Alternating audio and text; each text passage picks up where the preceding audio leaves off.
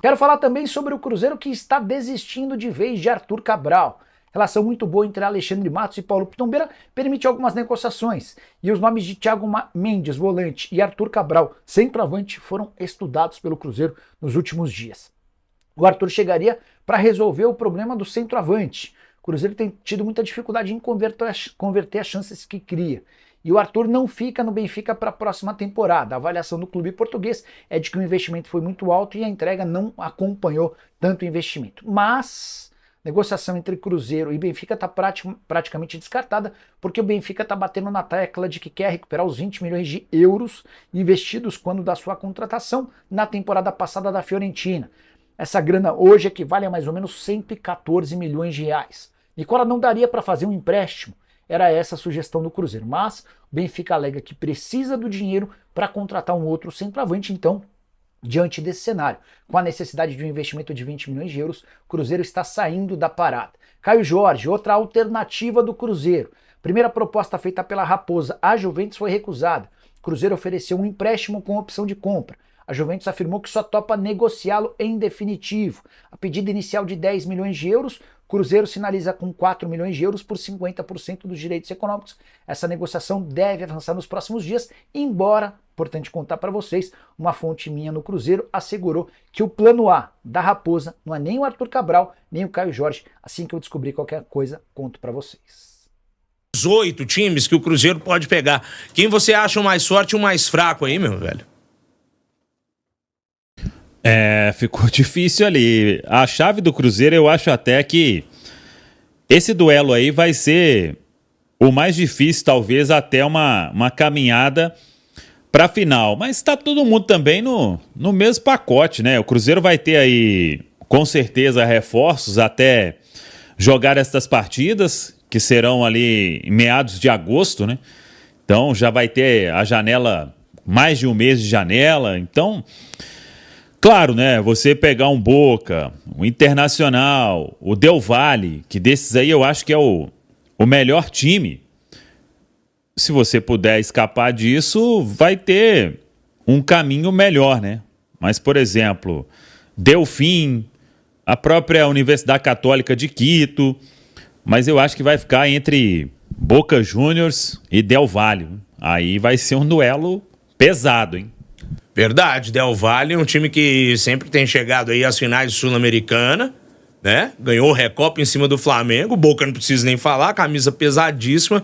Então são algumas possibilidades pro Cruzeiro enfrentar aí na sequência da Copa Sul-Americana. O Cruzeiro soltou hoje a programação da semana, 3 dias de folga. Hoje, amanhã e quarta, retomada dos trabalhos.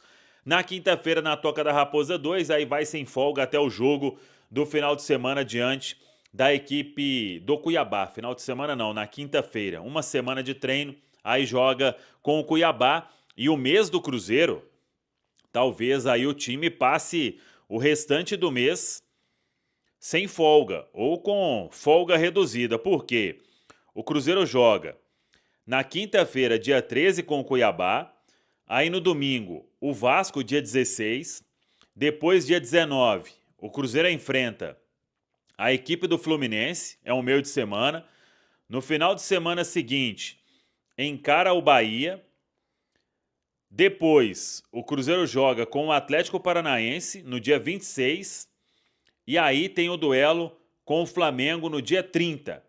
Então, o Cruzeiro deve ficar aí um período de jogo em cima de jogo, sem tempo para descanso, e até por isso os 3 dias de folga, isso já estava estabelecido, ganhando ou perdendo lá no Morumbi, diante da equipe do São Paulo. Hoje teve um fato bem legal, e isso eu acho que é importante a gente exaltar, e que é um trabalho do técnico Adilson Batista, do dirigente Adilson Batista, melhor dizendo, a força do hábito. O Adilson Batista é o diretor-geral da categoria de base agora do Cruzeiro, e hoje ele levou o Geraldão, que foi um grande zagueiro na história do Cruzeiro, o zagueiro que mais marcou gols com a camisa do Cruzeiro, e ele esteve lá para conversar com a garotada. O Geraldão é um cria da toca, e o Adilson Batista com o Paulo Pelaipe, eles recepcionaram o Geraldão, E o Adilson tem feito sempre isso. No Mineirão, esses dias, estava com o Joãozinho, bailarino da Toca.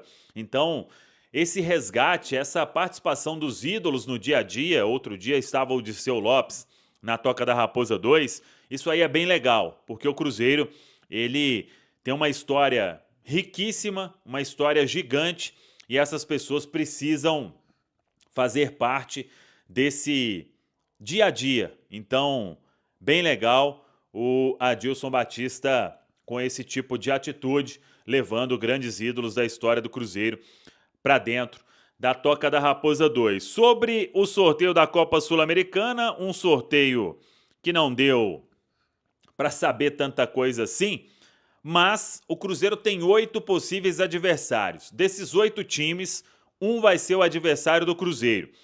É porque o Cruzeiro ficou sabendo que vai pegar o time que vencer o playoff, que vai ser disputado entre o 5º melhor segundo dos grupos da Copa Sul-Americana e o 4º melhor terceiro dos grupos da Copa Libertadores. E os 8 times são: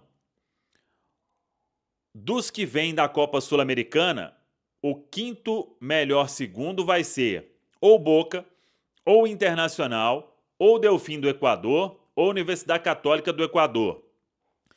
E o 4º melhor terceiro da Libertadores, ou será o Independente Del Valle do Equador, ou Libertad do Paraguai, ou Grêmio, ou Estudiantes. Então, no sábado, a gente vai saber quem o Cruzeiro vai encarar neste duelo de Copa Sul-Americana. Lembrando que as oitavas de final, o Cruzeiro vai entrar em campo nas semanas dos dias 14 e 21 de agosto. Até lá, muito tempo, a janela vai estar aberta já há mais de um mês e a expectativa clara é de que o Cruzeiro tenha outros reforços, não somente o goleiro Cássio, ele que vai estar disponível a partir do dia 10 de julho. Por falar em reforços, o Alexandre Matos vem aí no mercado, trabalhando, falando com muita gente, e a expectativa é de que neste mês de junho ele avance em alguns nomes. Claro que alguns nomes já apareceram,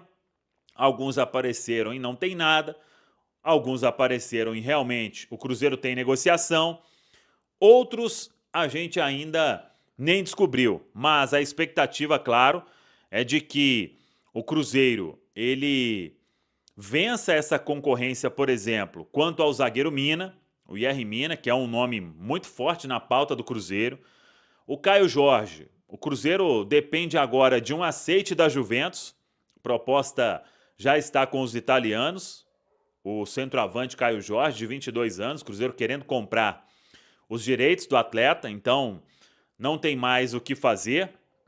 A situação do volante Matheus Henrique, por exemplo, o staff do jogador, ele vai conversar com o clube italiano Sassuolo para entender a ideia deles, é outro que o Cruzeiro está ali em cima para tentar a contratação e vamos aguardar. O certo é que a diretoria não vai medir esforços porque sabe que o Cruzeiro precisa muito de contratação para ser competitivo no Campeonato Brasileiro e, claro, para quem sabe, brigar pela Copa Sul-Americana.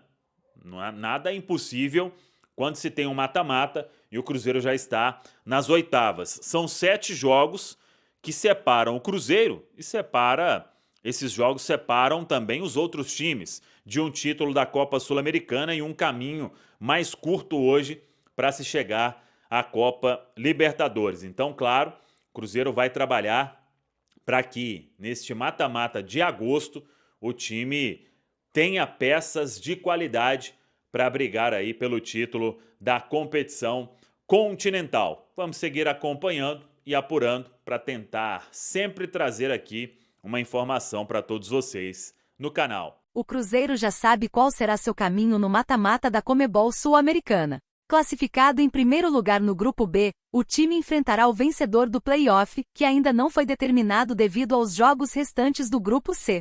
Além disso, a definição dos adversários dos play-offs também está pendente devido às enchentes no Rio Grande do Sul e aos jogos adiados de Grêmio e Internacional.